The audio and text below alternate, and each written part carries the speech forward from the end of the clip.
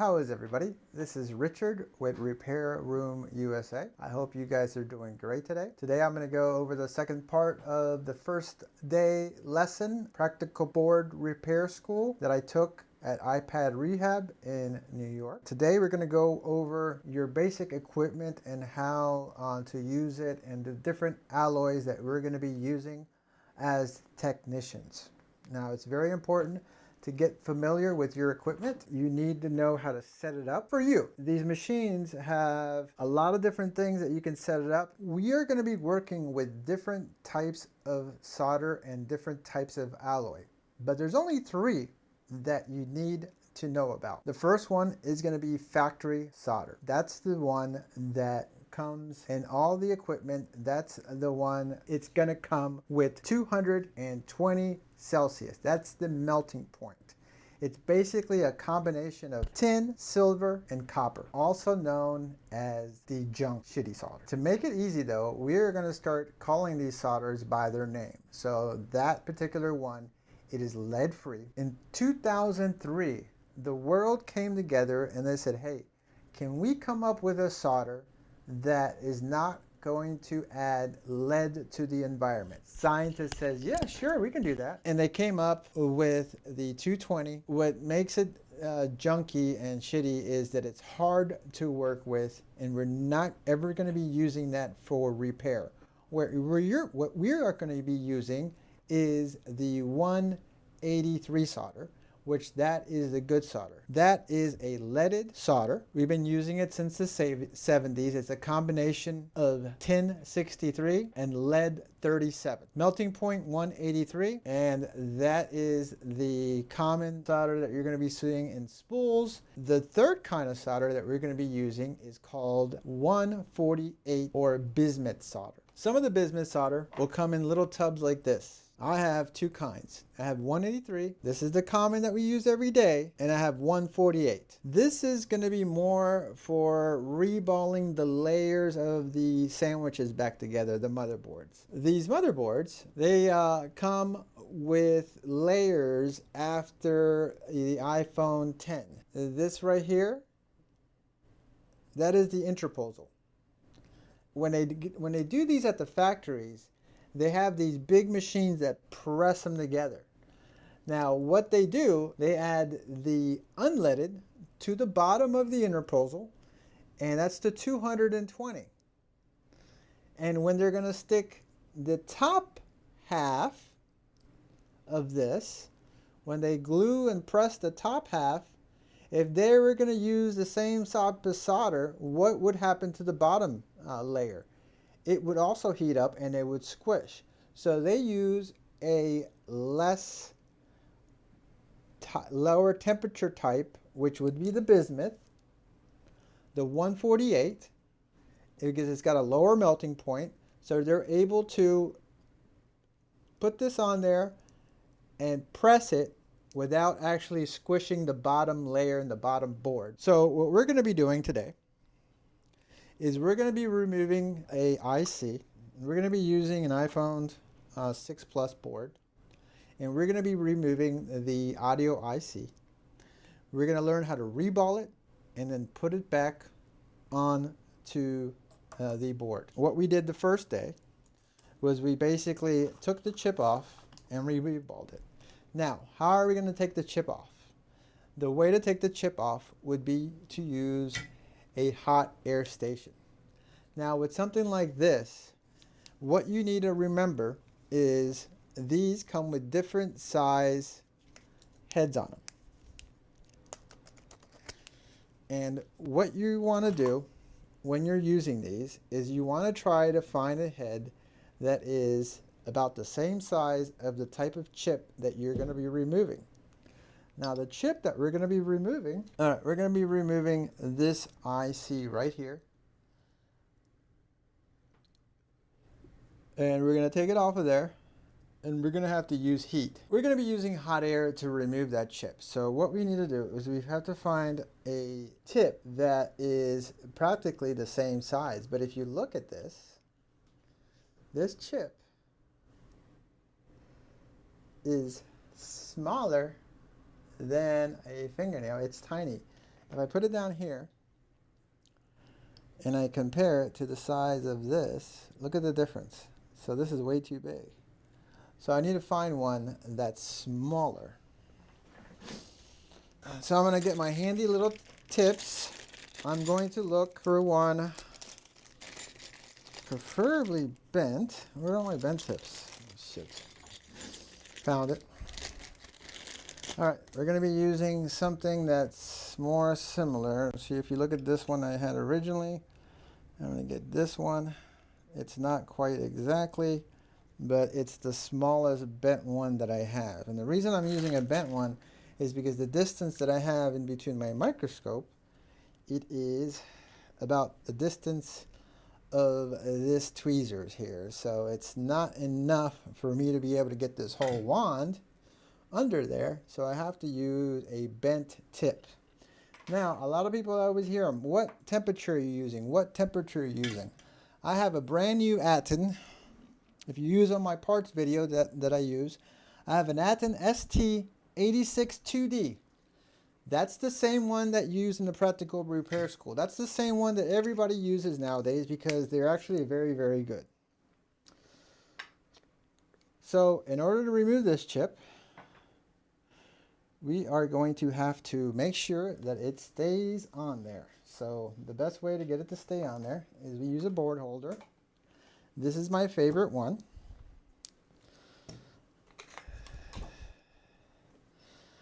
Put it in here. I crimp it up. And the reason I like this one so much is because I can actually, it actually goes in here and stays in here. And boom, it is in there. It's not going anywhere. So I'll get it here. And one thing that you have to be mindful of when you're using hot air is you want the hot air, you have to think of where are you going to be blowing this. I want the hot air to be going to the right, so I am not actually trying to blow any other components off the board. Now this board has a lot of components missing already, so it's going to make everything a lot easier. So I get everything together, turn on my hot air station, and what temperature am I going to be setting it at? I'm going to set it at the normal temperature of this machine is going to be 360, 60. So that is the normal temperature. That is the average base temperature for anything that we're going to be using ever. So you have to find what your base temperature is going to be for your machine, and then find out what works for you. So I'm going to find out what am I going to use as far as for taking this IC off. And I think I'm going to use these right here. You want to be gentle because this is a glass chip.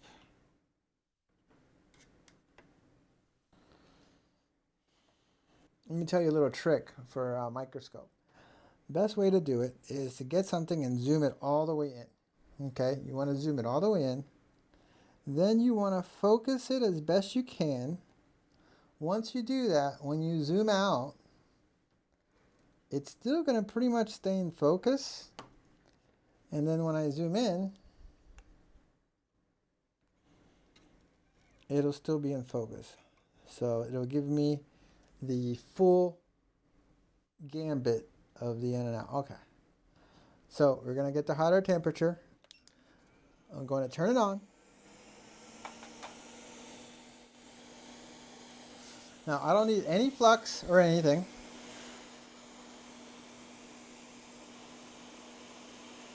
This is the chip that we're going to be removing.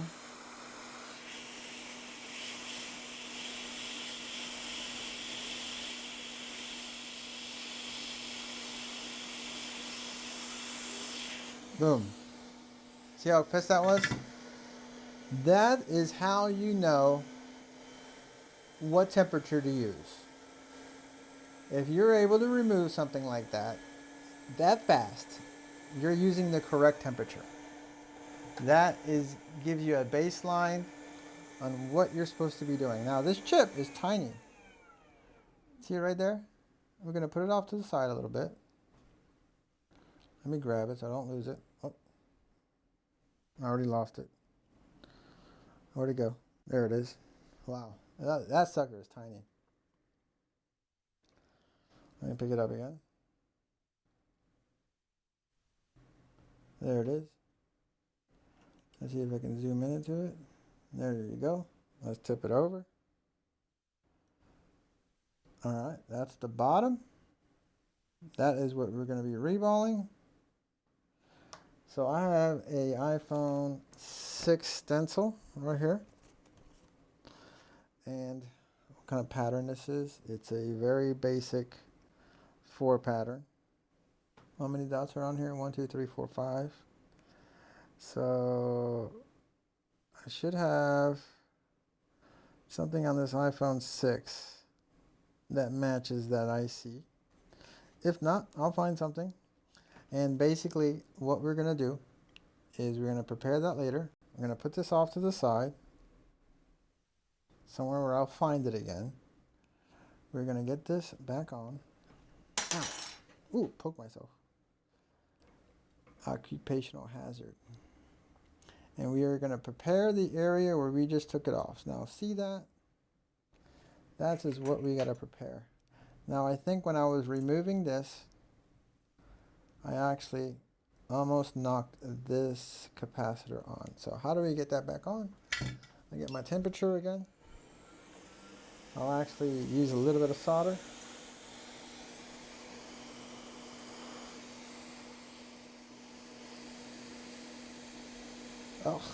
Oh, way too much solder. Oh man. So let me clean some of this up. Jesus. So we're gonna blow this around. Now this, I'm gonna bring it back. It's already on its pads, so just the surface tension.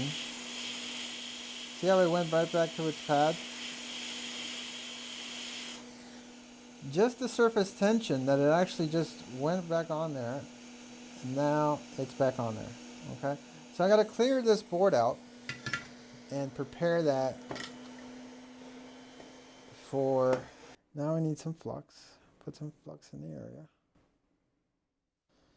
And I'm going to be trying to pull this off with my iron.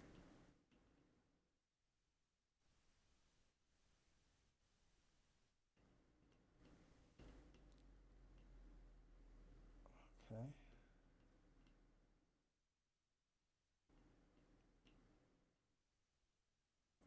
So I want to get some of this flux off.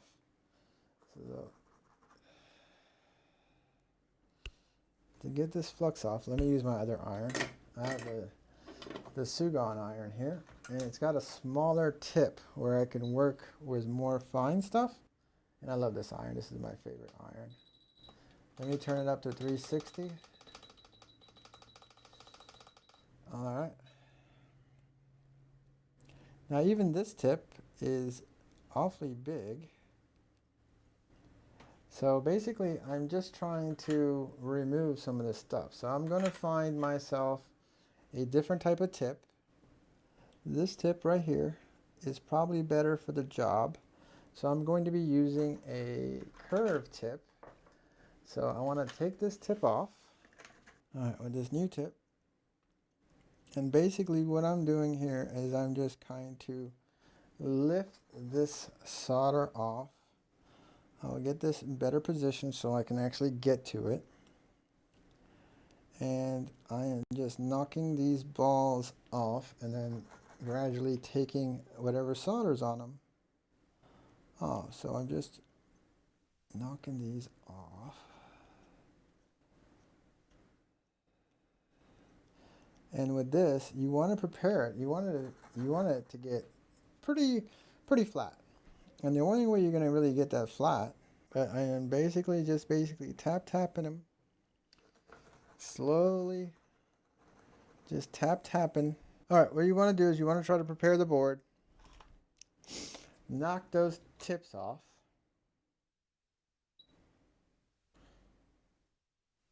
Get them as flat as you can. And I think I got the area all nice and prepared.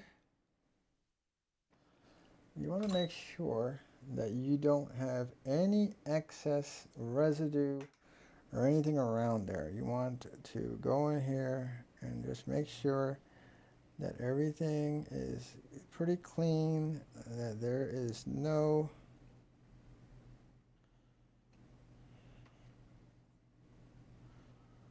residue. All right. So I got that area nice and clean.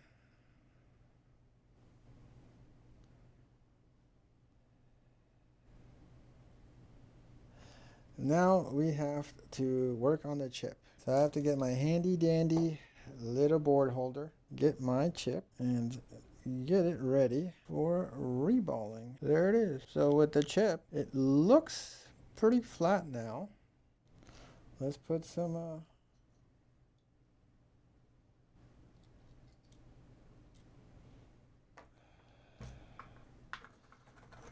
iron nice and dry.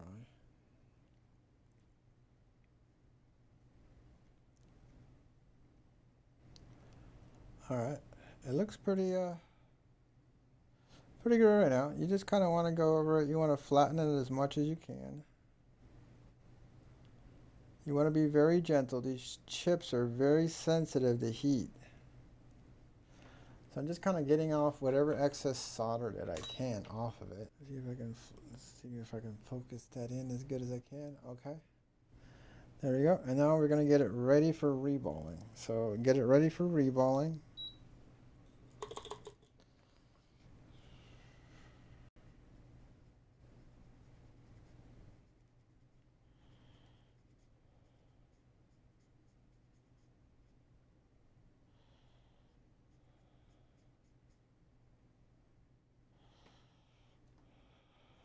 Now what we're going to do is we're going to prepare this ground a little bit. We're going to put a little bit of flux. Now I am basically going to have a very dry iron, and I'm just going to make sure all these pads are nice and flat. All right, there we go. Nice and flat. And we're going to get the chip ready for reballing. Now let's get the chip. And we're basically going to do the same thing. I'm going to put it on a paper napkin.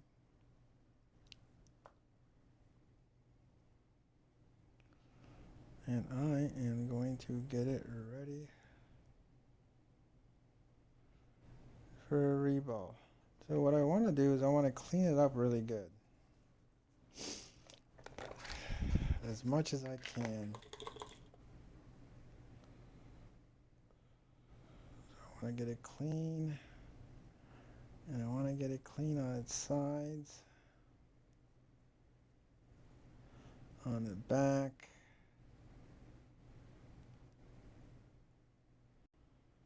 Now you see that dot? That dot is going to go where pin number 1 is. But where is pin number 1? If you look on ZXW,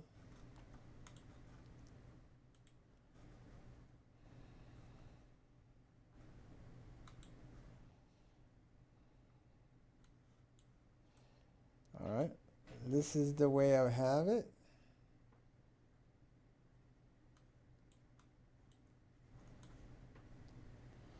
Now I have to turn it around. Let's turn it around. All right.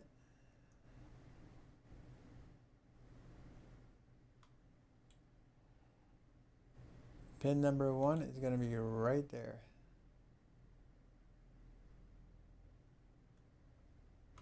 And also it gives me a hint by this right here. So that is the direction that I'm going to put it on when I put it back. You see that? That gives me a hint. Over here, pin number 1 is right there. Pin number 1 is always going to be A1, okay? So this now lets me know how I'm going to put it back. We got it cleaned up as much as we could. Now we have to reball it. Let's get this stencil out. So I found the stencil that worked, about time. So I got my stencil. You hold it down with some pliers. Okay. I'm going to get a little bit of paste, which I'm going to use my 183 paste, and I'm going to apply it. Now with the paste, you want as dry as possible. Now I don't need that much paste. This is a very tiny little thing, so I'm just going to use a little bit of paste, just enough. Now I'm going to have to hold it down. This is the most important part. You need to hold it down as much as you can. And if you can tape it, that's even better. But you need to hold it down to apply the paste.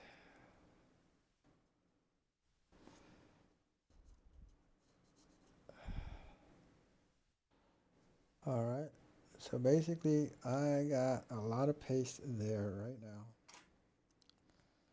Get some nice dry Q-tip. Try to take out as much as excess as I can. Now, this is the important part. You have to hold this down while you apply heat. Now, while I'm doing this, I'm not going to be using my normal heat. What was my normal heat? 330. I'm going to be using a lower heat with an airspeed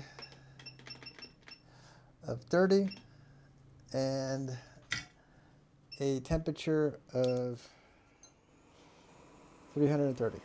And what I'm going to be doing is basically I am heating around, I'm heating more so the stencil. I'm going to form these balls, boom, like that. They're formed. Now I got to remove it from the stencil. The way you do that is you get some pliers and you poke it out like this.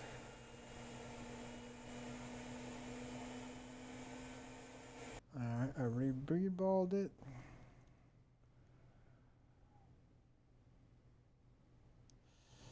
Now that I have it reballed, what I want to do is, it's already got some flux on there. So what I want to do now is I want to reform the balls. So I want to go over it again. Be careful to hold it. And I'm just going to hit it again with hot air. Flip it over. I want to hold it and then hit it again with hot air to just kind of reform those balls. So let's use my favorite go-to. Alright, I have it. So I just want to heat it enough to get those balls shiny.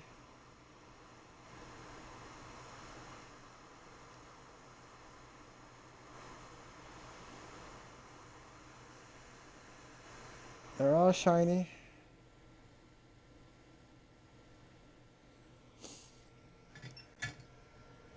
So what we're looking for here is we're trying to see if these balls are even. So what we do is we can turn them on its side and we can see that all these balls are about the same height. So turn it over. It doesn't look like one ball is heavier than the other. Now I got my area prepared. When I cleaned off, you don't want to put this to the side, you don't want to lose it. I want to get my board back.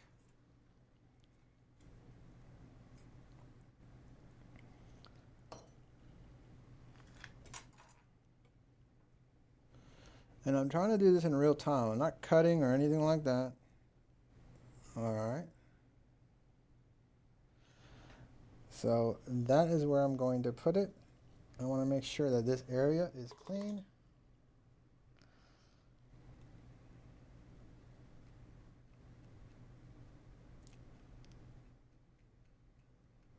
As clean as I can get it.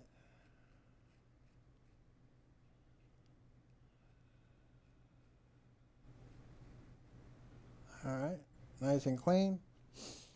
I want to put a little bit of flux, just a little tiny, right there.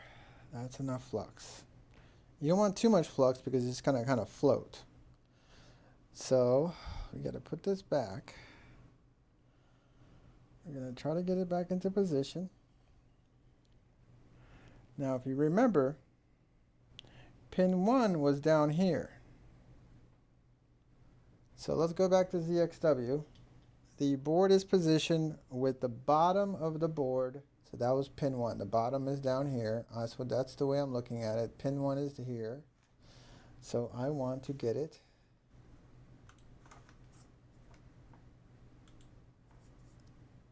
all right. I want to get this chip lined up with pin number 1. Now, where was pin number 1? You see that little dot?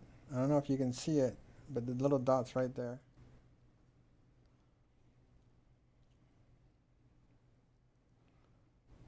And this is something that just takes practice. You have to learn how to use these tiny little tweezers. Now pin number, that's the dot right there. The dot's right here. So I want to try to get this in position as best I can. As close as possible.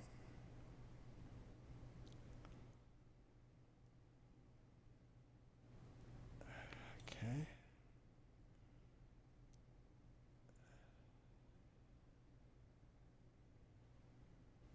Right there.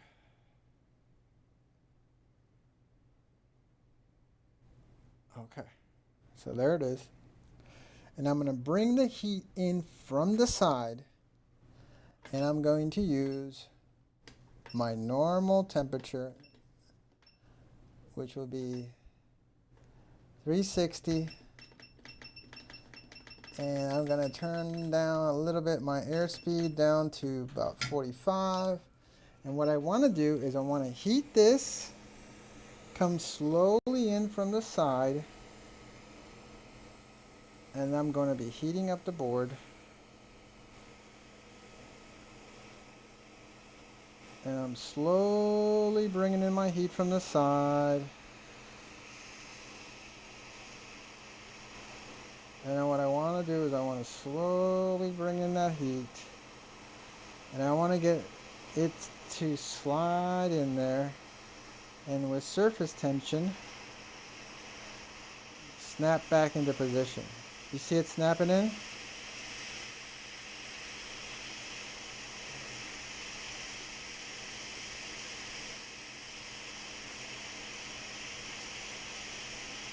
You saw it move, right? It's bubbling, bubbling.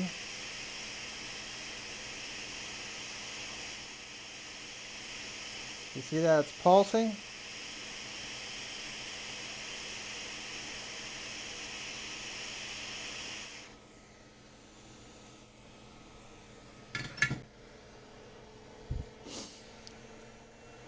Now you let it cool down a little bit. Now you saw how it was like pulsing, and you see that it kind of shifted. And if I bump it now, that guy is in there.